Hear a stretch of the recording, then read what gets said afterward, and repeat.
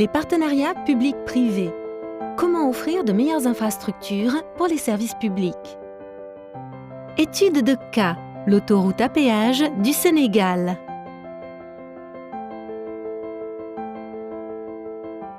Bonjour chers auditeurs, je suis Dominique Ndong, coordinateur général des grands travaux de l'APIX. Je vais vous parler du projet autoroute à péage initié par l'État du Sénégal pour répondre à une situation critique liée à des problèmes d'embouteillage constatés dans la région de Dakar. Pour ceux qui connaissent Dakar, sa position géographique fait que nous sommes confrontés à un trafic qu'on appelle pendulaire. Le matin, tout le trafic converge vers le centre-ville. Le soir, c'est l'effet inverse. Et compte tenu de cette situation, ça se traduisait par des pertes économiques assez importantes. Pourquoi ce partenariat public-privé? Tout simplement parce que l'État, confronté à une rareté de ses ressources, a trouvé nécessaire de faire appel au financement privé pour accélérer la réalisation d'une infrastructure qui est très, très structurante. Alors, dans ce cadre-là, nous avons mis en place assez rapidement ce qu'on appelle communément une loi CET qui régit les contrats PPP, étant entendu que le cadre institutionnel était initialement limité au Code des marchés publics. Donc, dans ce cadre-là, l'État du Sénégal donc, a eu à lancer l'appel d'offres selon la loi CET, sélectionner le groupe Eiffage, qui est un opérateur privé au niveau mondial qui est reconnu. Et c'est dans ce cadre-là donc que le contrat a été signé. L'autorité concédante étant l'État du Sénégal, a confié donc le projet à l'APIX, qui est autorité concédante déléguée.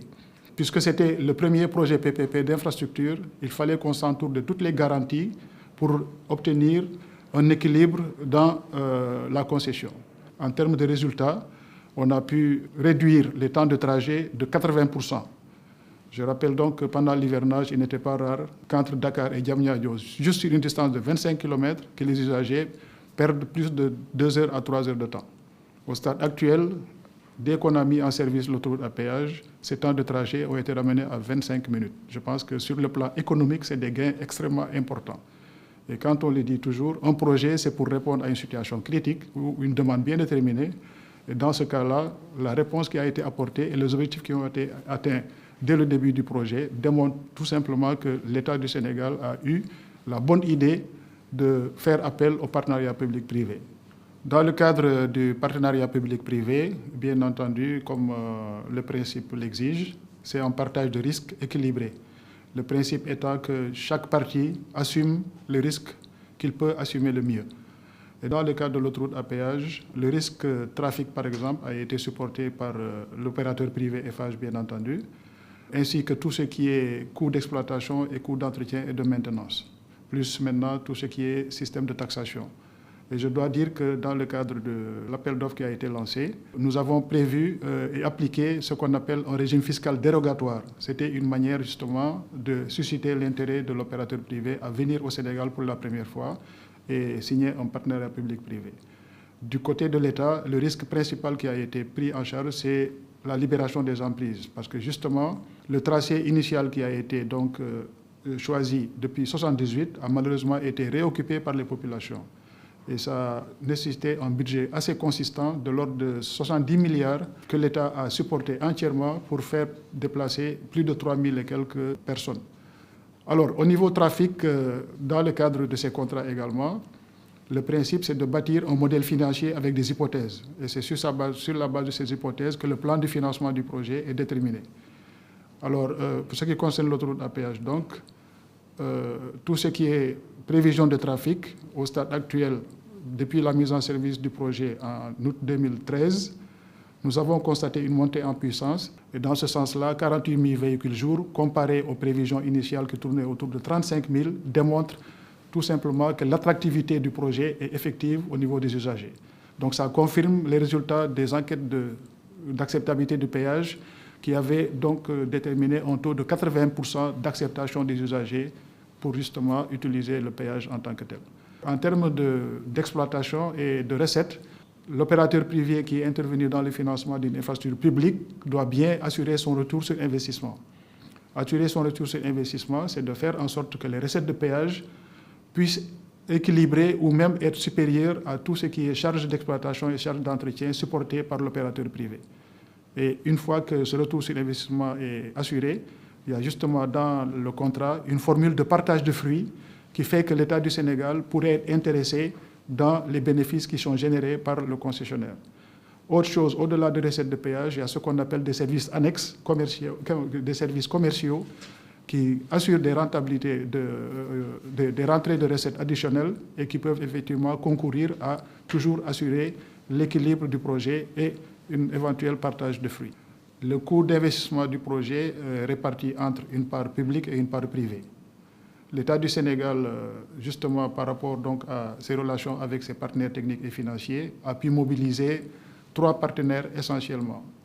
La Banque mondiale, l'Agence française de développement et la Banque africaine de développement. Du côté du privé également, il en est de même. Il y a des ressources propres apportées par le privé. En termes d'exécution, je dois rappeler également que, comme cela se fait, le groupe Eiffage qui a gagné le contrat a été obligé de créer ce qu'on appelle une société de droit sénégalais, qui s'appelle Sénac SA. Cette société de droit sénégalais, qui est titulaire du contrat, donc dispose de ce qu'on appelle un groupement construction-conception, qui est constitué donc d'entreprises qui travaillent pour le compte de Eiffage, étant entendu que le risque construction et le risque exploitation est entièrement supporté par l'opérateur privé. Rôle de l'APIX. APIX a géré tout le processus de sélection de l'opérateur privé et assure également le suivi des travaux, plus la phase exploitation.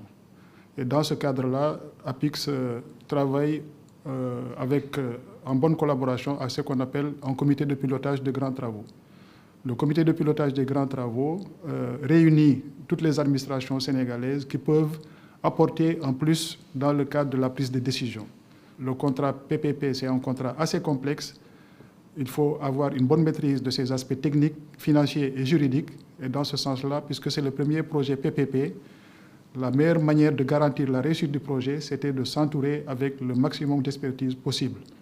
Donc dans ce cadre-là, APIX a coordonné le travail du comité de pilotage et en plus, c'est attaché les services d'un certain nombre d'experts. Facteurs de réussite du projet, les objectifs qui ont été atteints et qui portent essentiellement sur l'amélioration de la mobilité urbaine. En premier, c'est la réduction des temps de trajet. Passer de 2 heures ou plus à 25 minutes, je pense que c'est tout bénéfice pour l'ensemble de l'économie nationale. L'autre facteur important, c'est le consensus qu'il y a eu au niveau donc du montage du projet. Parce que, comme on le dit assez souvent, quand les gens sont confrontés aux conséquences de l'embouteillage, le côté politique n'intervient plus, parce que c'est des conséquences qui sont subies par tout le monde. Ici, ça a été un large consensus partagé par l'ensemble des acteurs, aussi bien politiques qu'économiques, pour trouver le bien fondé de mettre en œuvre un tel projet. L'autre aspect également, c'est en termes de libération d'emprise. Si on considère la complexité du déplacement involontaire de population, je pense que le fait d'avoir réussi à déplacer plus de 3000 familles le long du tracé, sans trouble, a été un succès majeur. L'autre aspect également, c'est la qualité du niveau du service. Parce que le projet a été réalisé selon les standards internationaux et le savoir-faire justement de l'opérateur privé peut même faire tache d'huile pour que d'autres entreprises locales, sénégalaises ou étrangères intervenant au Sénégal puissent connaître la qualité du niveau de service qui est offert et que ça soit quelque chose qui est partagé pour améliorer notablement le réseau routier national. Un point important également, c'est quand on parle de grands travaux, il faudrait que ces grands travaux se traduisent par une valeur ajoutée ressentie par les populations d'une manière générale. La contribution du projet en termes d'environnement, et je pense que le fait d'améliorer la mobilité urbaine contribue justement à améliorer la qualité de l'air. En termes de création d'emplois, nous avons développé de nouveaux métiers et tout cela a contribué à améliorer les impacts positifs du projet. Leçons et expériences. Pour ce qui concerne le montage du contrat PPP, nous voulons surtout insister sur la complexité de ce type de contrat et la nécessité pour les administrations, l'administration sénégalaise en particulier, de développer une capacité de négociation avec le privé. parce que c'est des contrats de 30 ans. Il faut donc qu'en termes de négociation, que ça soit suffisamment bien préparé et bien négocié. Autre chose également, c'est la multiplicité des intervenants, parce que aussi bien du côté de l'État du Sénégal, avec ses partenaires techniques et financiers, il faut encadrer l'ensemble du processus. Le côté privé également, avec ses prêteurs privés. Et à ce niveau, il a fallu donc que le contrat puisse être accompagné par un document qu'on appelle un accord cadre, qui réunit l'ensemble des acteurs et pour lesquels, effectivement, chacun cherche à préserver ses intérêts. L'autre leçon qu'il faut peut-être retenir, c'est le consensus politique. Un contrat de 30 ans, il faudrait que dans le cadre donc, des dispositions contractuelles, que le risque politique soit un risque bien maîtrisé. Au Sénégal, nous avons l'avantage d'avoir une stabilité politique, un consensus au niveau des prises de décision concernant ce projet-là. On n'aurait pas souhaité effectivement que d'un gouvernement à un autre, qu'on remette en cause les dispositions du contrat. L'autre leçon qu'il faut tirer, c'est dans le cadre justement de la mise en œuvre des projets. Un projet, plus il est réalisé tôt, et mieux cela vaut. Parce qu'effectivement, avoir à gérer des variations importantes, aussi bien de coûts que de trafic, je pense que c'est quelque chose qu'il va falloir effectivement voir et analyser de plus près. Je vous remercie pour votre attention.